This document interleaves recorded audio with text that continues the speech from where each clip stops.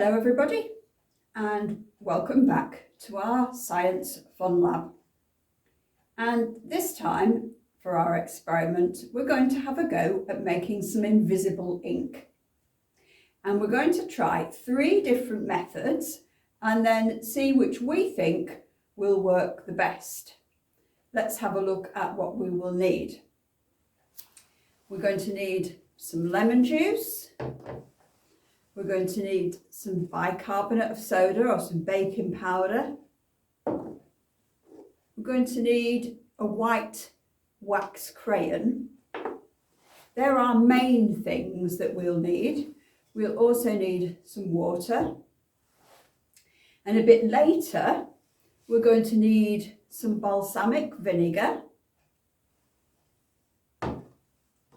some paint. Just ordinary paint, doesn't matter what colour paint. Some dishes to mix things in. And we will need later an iron. So it's really important when you're going to do these experiments that you make sure you have an adult with you. So do not try and do these on your own, but you might be able to have a go if there's an adult in your house that is willing to give you a hand. So this is what we're going to do. Let's start with the white wax crayon. This is probably the easiest. So what we need to do is we need some plain white paper, and then we're going to write our message in white wax crayon. So I will do that now. So I have written my message. But you can't see it, can you? Later on we'll see what we're going to do in order to be able to see it. That's our first method. Now the next one we're going to have a go at is we're going to try lemon juice. So here's my lemon juice. Of course you can use a proper fresh lemon. I'm just going to tip a little bit into a dish to make it easier to use. And then I need a paintbrush to write my message. So I'll do that now.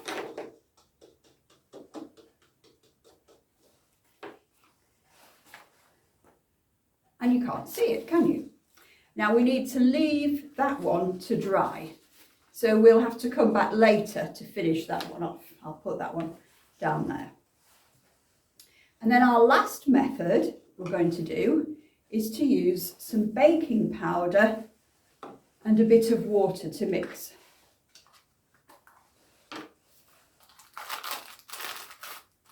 So I'm just going to tip in a spoonful or so of baking powder,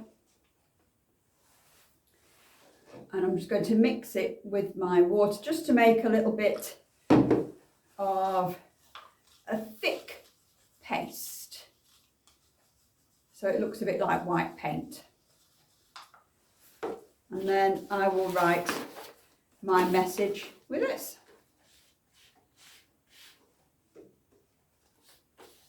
You need to write the letters quite big.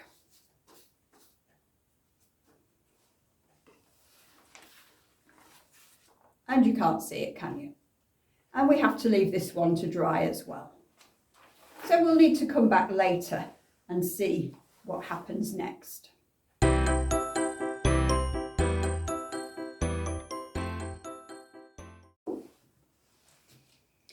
Right, it's time to see if we can read our messages.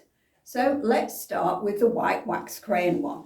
Now I guess most of you will probably have done this activity before. What we're going to do is paint some runny paint over our message and see if we can read it. It only needs to be quite watery paint, so I'm just going to squeeze a little bit in there and then pour some water in to mix my paint.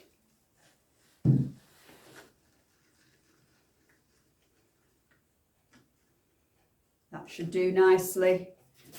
And then there's my message, and I'm going to paint over it lightly. Need a bit more water, I think it's a bit thick. Let's try a bit more. Just paint over really lightly. Ooh, and I think the message is coming up. I will show you in just a moment.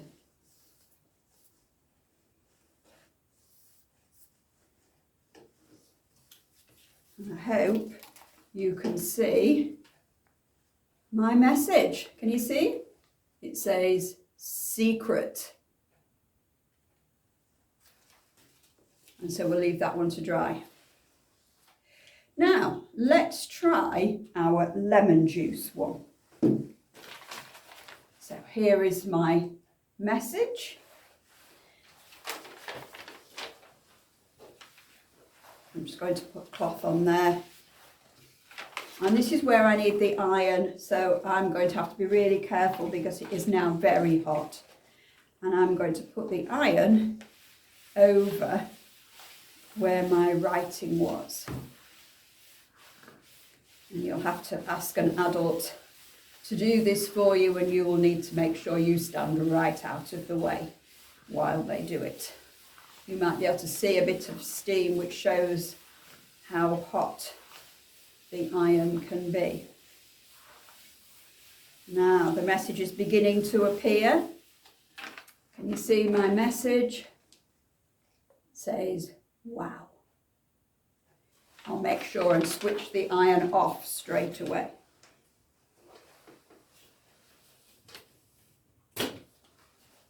So lastly, the one with the bicarbonate of soda. Nice and dry now, you can't see anything there. And for this one, I'm going to use some balsamic vinegar. And balsamic vinegar is a very dark brown colour. So I'm going to pour that into my bowl. And then I need another nice clean paintbrush. And I'm going to paint the vinegar across my message. Let's see what happens here.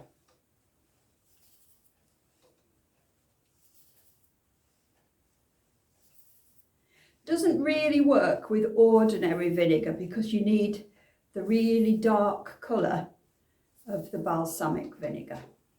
But you might want to experiment maybe with some food colouring. I think it might work with that. You'll have to try it and see. Oh, I'm beginning to read a message. I'll show it to you in just a moment.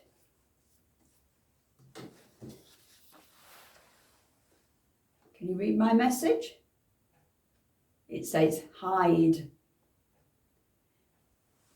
So we've got 3 methods of invisible ink. We had our wax crayon, we had our lemon juice, and we had our bicarbonate of soda and vinegar. Which do you think was the best? I wonder why these different types of invisible writing work. The wax crayon, first of all, is quite easy because the wax is water resistant. It feels kind of shiny when you rub over it. As soon as you paint watery paint over it, it won't stick to the wax, and so it will show up the writing. The lemon juice, well, lemon juice has got an acid in it. And when you heat the lemon juice up with my iron, it changes. There's a chemical reaction going on, and the acid turns the juice. With the heat, it turns it brown, so you can see the writing.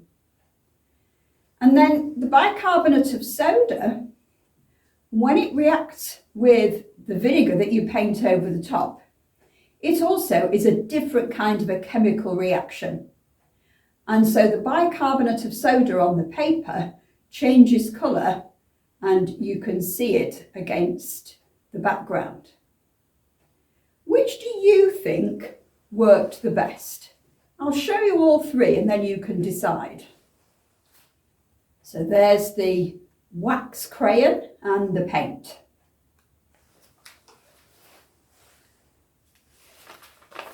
And there is the lemon juice heated up with the iron. And the bicarbonate of soda with the balsamic vinegar.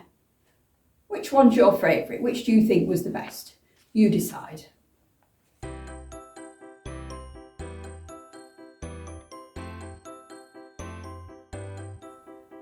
Let's think about what we could learn from our invisible ink experiments. In the Bible, there is a very strange story about some writing that just appeared. We'll hear that one now. The Writing on the Wall, from Daniel chapter 5. Belshazzar was the proud king of the Babylonian Empire.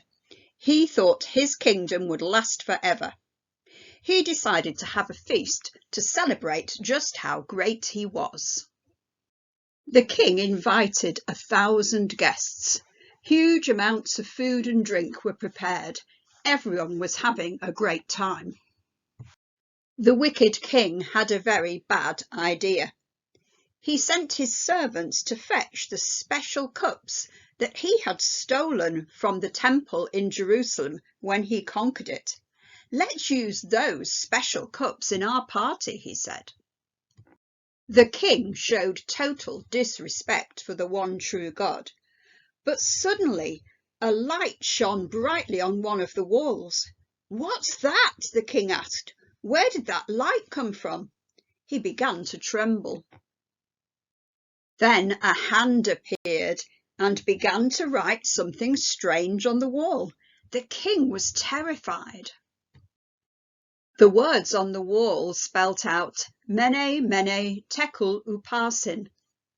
The king had no idea what it meant, nor did any of the guests. He was terrified. "Send for all my clever advisors," he said. "I must find out what this means." But none of the clever advisors understood the words either. They didn't know where the writing had come from or what it was about. The king was terrified.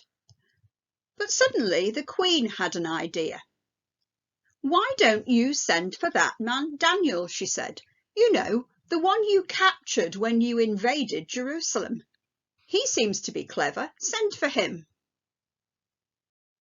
Daniel was a man who faithfully trusted God, even though he'd been captured by the king.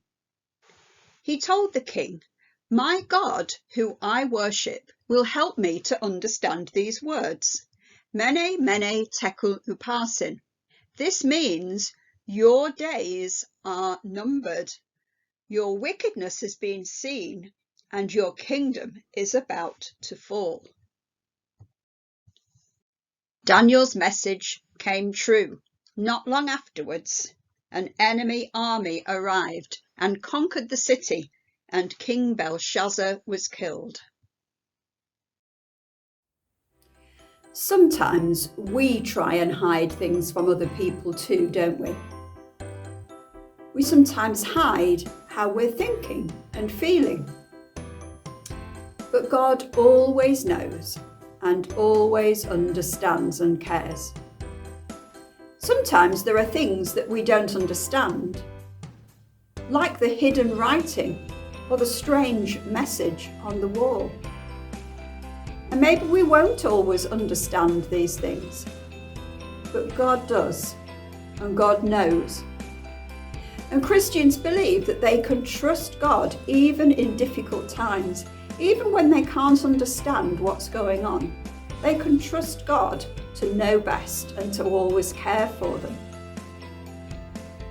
We don't always understand why bad things happen or why good things happen. But Christians believe that God is in control. And so I think we can learn that if we have things that are bothering us, if we have problems and difficulties, we need to find somebody that we trust that we can talk to. Don't just keep them to ourselves hidden away. share our problems with others, people in our family, people who we really know well. And Christians believe that God can understand and care for each one of us too. Dear God, we do pray for people who are upset or in difficulties. We pray that people will have others that they can turn to share their problems with. If we have a problem, help us not to keep it to ourselves. Thank you that you have a reason and a purpose and a plan for everybody. Help us to know that we can trust you because you love us all. Amen.